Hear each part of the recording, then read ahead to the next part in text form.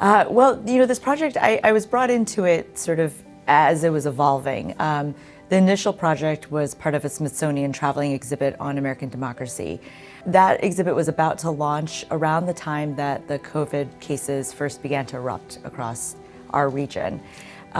We found quickly that MOHAI had to rethink what was going to happen as the shutdown started across the state, and this is, of course, in March last year.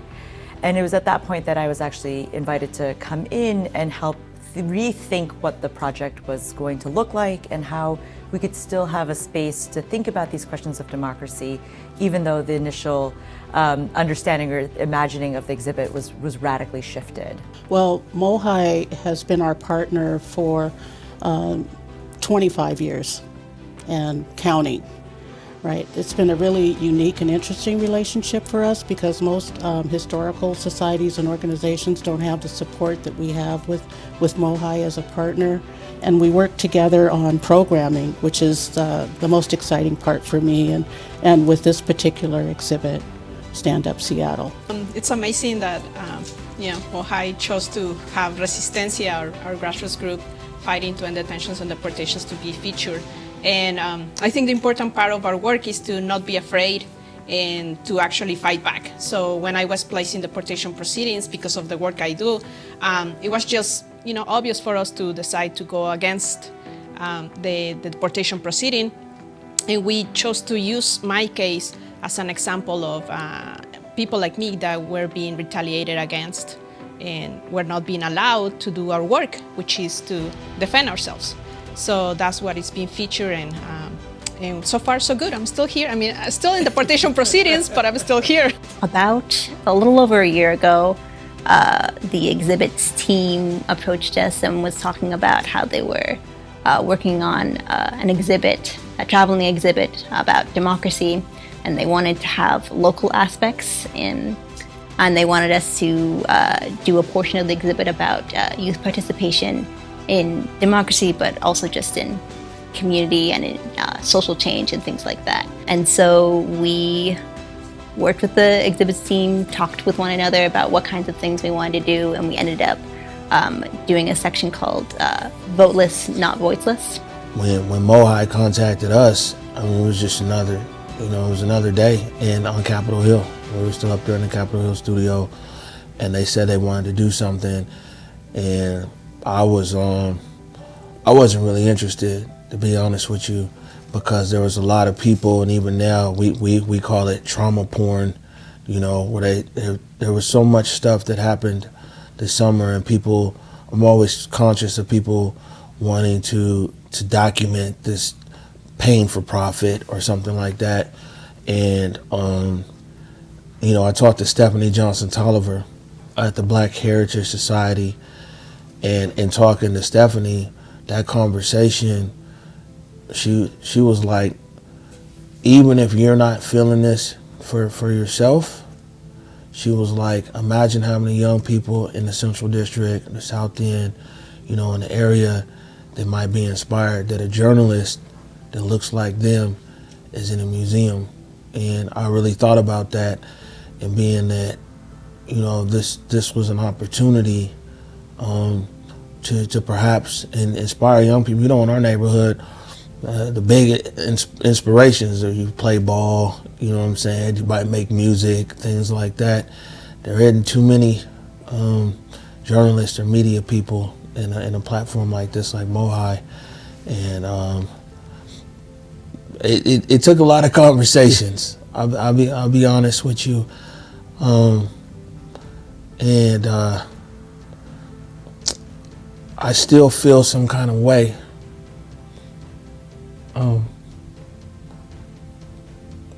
Because Converge Media is in the MOHAI, but all we did was tell the story of tens of thousands of people who were on the street. And so we're memorialized here, but it was Seattle who stood up. When you talk about stand up Seattle, it was our city that stood up. Go to the exhibit and look at the Converge Media. You are there. It's dangerous, it's revelatory, it's thrilling, it's scary.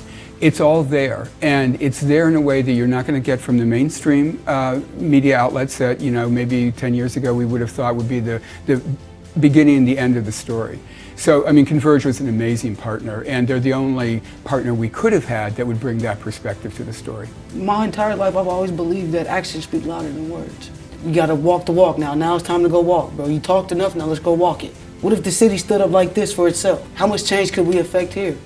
How much change can we get done here if we come out and stand up like this for where we live? I think that we realized here in Seattle especially, and in the state of Washington, that if we stand up and we'll actually be heard. I mean, Washington State is taking more steps for police accountability than any other state in America, and it's a direct beeline from the activity here, of course, directly in the streets, but the streets is also public comment. The streets is also writing your elected officials showing up. Far too often, you know, the message of black leaders and black leadership and everything else in this city, and when you talk about democracy being messy, and there is a privilege in democracy, you know, we saw that even during these protests and these march and the morning march and the evening march and everything else. These are marches are peaceful and teach-ins and vigils and everything else led by black women, black femmes. But you know, when things hit the news, it's always different people with different intentions and different motivations. And there's always been a double standard even in protest. I think this is an exhibit that really hits people at a personal level. What I learned from this exhibit, and I had to learn it, it wasn't intuitive to me, is that democracy is an unfinished project, and it requires all of us to be a part of it. It has been, at best, a partial success, and it has a whole lot of failures that we can correct, that we must correct. And to me, the exhibit was revelatory of that. There were 3 flashpoints, right, last year that made us have to also think about how this exhibit was going to evolve, who we were going to invite into it, who we were going to have to kind of work with to make sure we were telling the right stories. And certainly the COVID-19 crisis, but then the overwhelming sort of eruptions across the country and here in Seattle around police brutality and ongoing racial injustice. And then this is all set up against the backdrop of the 2020 elections as well. So those 3 moments kind of converged together as we were in this kind of moment of crisis, having to think, okay, we had one vision for what this exhibit was supposed to be, and now we really have to think about how we're responding. Because at MOHAI we talk a lot about, you know, how important youth voices are. This portion of the exhibit really helped us illustrate that it's not just that young people are voteless, it's that we're often dismissed. It's not like we're separate from the impacts of those policies and what the government does and the social issues that are out there, but we're still often, again, dismissed from having a view on those things and fighting for those things. My first thought was my nephew and my brother, my baby brother, and realizing that those are black men that have to grow up here. They have to grow up in Seattle. They have to grow up in this place we all inhabit, right? My thought process was, well, I can't let nobody else determine how things are going to turn out for them. I can't let nobody else hold their lives in their hands. I can, though, because I know at least I'm going to do what's best for them, or at least try to do what's best for them. And so when my nephew decided to ask his mom, I think it was like a week before I went out, while the police were killing black people, it lit a fire underneath me and I had to go, man. And that was the turning point in it for me. It was my family, man, my brothers, my family, that I have to make sure that they live a healthy, prosperous life. And that was my thought behind coming to the streets was, if nobody else is gonna come up here and stand for my brothers, I will. You know what I'm saying? I have to come stand up for them if nobody else will. But why is democracy important to you? Because it gives us the space and opportunity to change things that otherwise we wouldn't have. So for example, from Mexico, and when my deportation proceedings begin, people ask me, well, what if you end up being deported to Mexico? Would you stay? And I was like, no, because I would either be in prison or I would die. They would kill me. Because I know that in my country, people like me are not welcome. And there's no democracy, absolutely not. The level of corruption and impunity is so high that people like me would not last long. Whereas here, and here's not perfect either, obviously, but at least we still have a chance. We still are able to have the space or fight for the space to make sure that our voices are heard, that we have the opportunity to say how things should be fixed. But yeah, my intention has never been to lead or to be, in videos or interviews. My intention was to be able to create a space for my community to lead together. That's how I grew up. I learned from my own experience, my family, my upbringing, you have to achieve everything through a community. And the benefit should be for the community, not for yourself. So it is very difficult sometimes for me to do the work talking about my story. It took me a while to do that. But now what we have through this policy that we just made law, that we have a huge group of people like me doing this work. And it was amazing to see this group of people like me that some of them didn't go to school, none of us graduated from college. We were so excited to be watching hearings in the legislature. Everybody got so happy every time we had a hearing. They learned how to just express your opinion, even if you're not a US citizen, how to influence your legislators, how the legislative process works. When the bill was finally approved, we were all happy. We were all, in a Zoom call, and we could not believe this was happening. It's just incredible to see. You don't need to go to school to be able to be part of this. It feels more love when you have people that felt that they were never intended to be this, or that they were not supposed to do this kind of work. You can tell me that you believe in me and that you're here for my life. Show me. Show me. What we did was we would march every single day to different parts of Seattle, go to council members' houses, talking to them, getting them to engage with the community that is most impacted by systematic racism. Being able to have that many dialogues with that many council members on the city level, on the county level, it was like, you really can do this. We really can do this. Like, this is a real thing that can happen. Democracy is best when we challenge it. When it's under attack, it actually gets stronger. All the protests we saw this summer, all the protests that you read about in this exhibit that go back hundreds of years, they have made democracy live up to its promise. Imperfectly, of course, but there would be no progress without those challenges. Democracy is everything to me. I think that the United States has that open system. I mean, I've visited other countries. I've been outside of the United States, and I've seen it in other ways and forms, and still here in the United States we have probably one of the best forms of democracy, though it's really hard for us sometimes, and particularly now. Now is the time, I think, for us to remind ourselves that this is a project, we are a part of it, and its success ultimately depends on us. With those three crises that we were facing as a nation, the election, the pandemic, and the protests, we were forced to reconcile with the ways in which our institutions have really failed us, and that they have really broken down, and that while we might imagine this as a moment of failure, for many people they have never worked. They have never been included. They have never been part of the story. And so this became an interesting moment to really kind of think about what it would look like to tell a story about democracy that starts from the perspective of folks that were not meant to be part of it. And having Seattle become the flashpoint of this summer's protests and the resistance that we saw across the country really also became a way for us to imagine Seattle as the center of this story too, and the center of what it means to think about Washington as Washington State and not Washington, D.C., what it means to tell a story that starts from resistance and not necessarily just through institutions. So what I hope people take away is that democracy is something that's fluid, it's in motion, and that we here in Washington have had a unique but also very important role in shaping how the nation is thinking and talking about these issues. Before I did a civil disobedience, I did a lot of lobbying, a lot of policy work, both here in the state and federal level.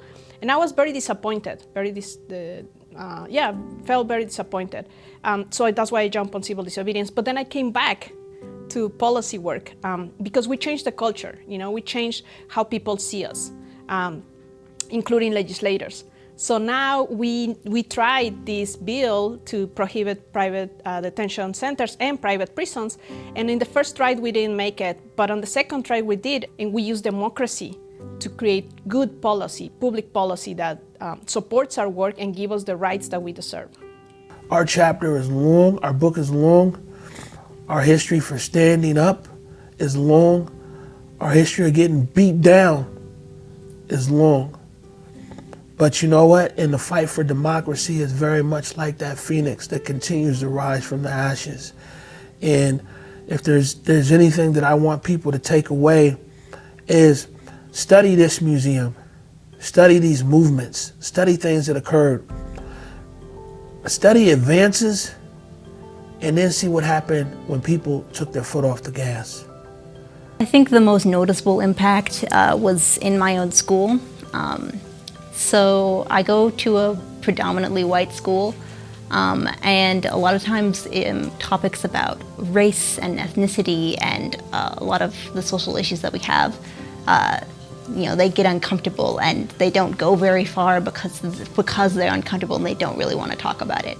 I've seen a lot of that change over the course of this year. Even though we're on Zoom, I've had some of the best discussions about these things, and discussions that led to actual thinking and action and things like that over Zoom, because so many of these people in my schools are thinking about these things differently. They're willing to be uncomfortable and to acknowledge privilege and those kinds of things. People are realizing that we need to be better, and that's not just for adults, that's for everyone. To be thinking about themselves and their position in society, and the actions that they can do to help their community and be better citizens of the world. We can look at action from sitting down and writing a letter, talking to your neighbor, to being out on the street, with the protest sign, pushing back. So there are all sorts of ways to join this democracy and this effort. America is a work in progress, and if we don't work, it won't progress. We need to understand, be very clear, that a democracy only works when we work. Everybody has a job to do. We're all stakeholders in this society.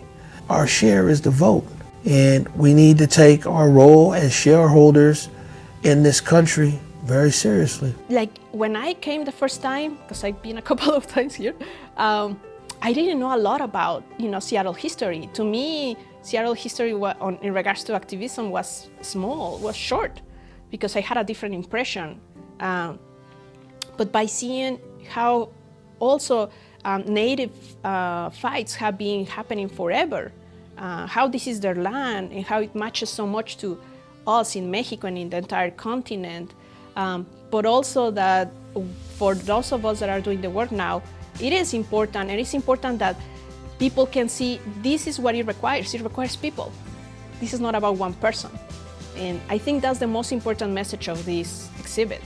It requires all of us. It cannot be on the shoulders of one person.